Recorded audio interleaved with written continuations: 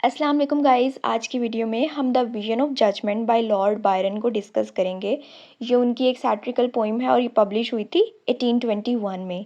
इस पोइम का basic purpose mock करना था। अब किसको वो मॉक कर रहे हैं? एक ऑफिशियल पोइम को जिसका नाम है आ विजन ऑफ जजमेंट, और ये लिखी थी रॉबर्ट साउदी ने।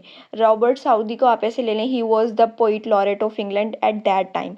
और इस पोइम के अंदर सऊदी क्या करते हैं कि वो किंग जॉर्ज थ्री को आफ्टर हिज डेथ पोर्ट्रे कर रहे हैं और उनकी इमेज को काफ़ी ग्लोरीफाई कर रहे हैं।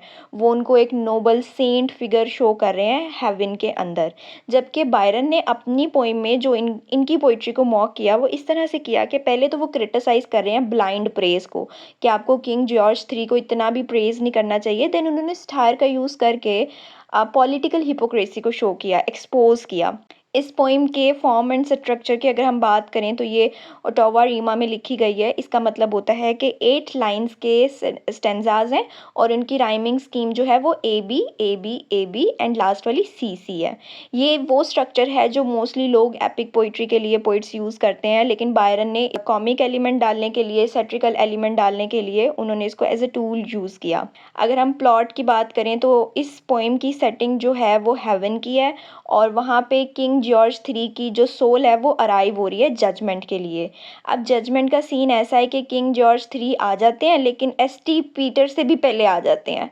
और फिर क्या होता है कि पूरा हेवनली कोर्ट सेट हो जाता है।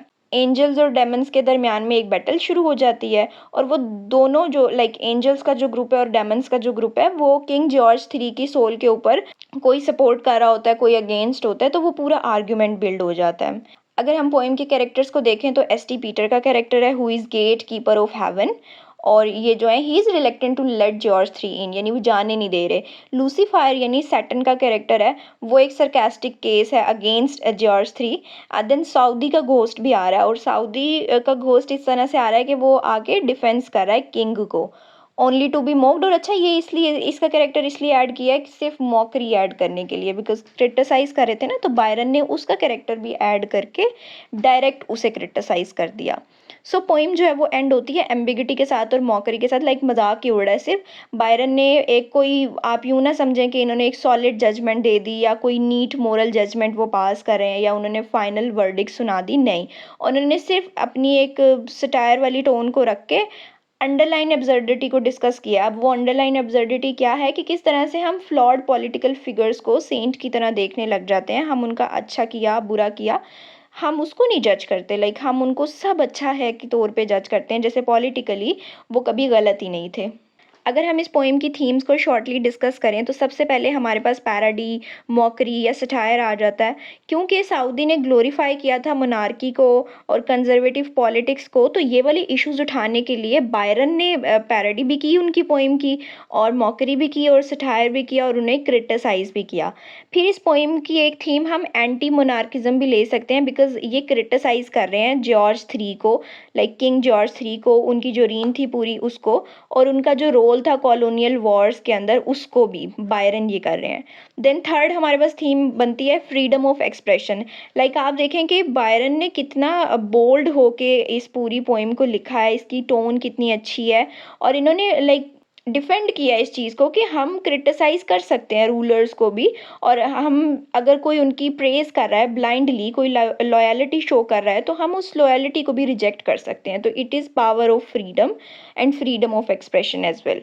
फोर्थ नंबर पे हम पॉलिटिकल करप्शन भी देखेंगे, बिकॉज यहाँ पे हमें कुछ ऐसे पॉइंट्स मिलते हैं जो डिसऑनेस्टी शो करते हैं।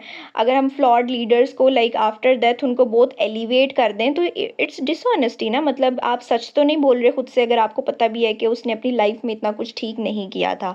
रिलीजियस आयरनी भी हमें देखने को मिल रही है, बिकॉज हेवन के अंदर जो जजमेंट है वो किसकी वजह से अफेक्ट हो रही है? वो अफेक्ट हो रही है ह्यूमन हिपोक्रेसी की वजह से, क्योंकि वहाँ पे सऊदी की एंट्री भी हो जाती है।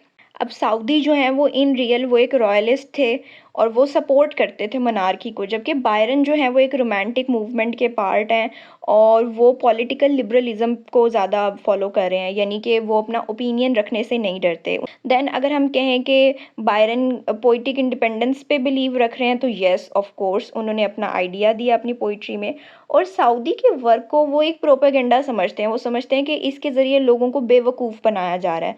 सो बायरन का जो द विजन ऑफ जजमेंट है ये काफ़ी बोल्ड है, बाइटिंग सटायर है, बिकॉज इतना कॉन्फिडेंट होके इतना बोल्ड होके उन्होंने इसको राइट किया और डायरेक्ट क्रिटिसाइज़ किया है। तो ये हेवनली प्रेस नहीं है, basically it is a political debate, political protest, यानी इन रियल वो पॉलिटिकल प्रोटेस्ट कर रहे हैं कि आप एक किंग को आफ्टर हिज डेथ प्रेस कर रहे हो, but he was not right at all. So ये उनका बेसिक पर्पस था। सो आई होप आपको इसका जनरल आइडिया समझ आया होगा।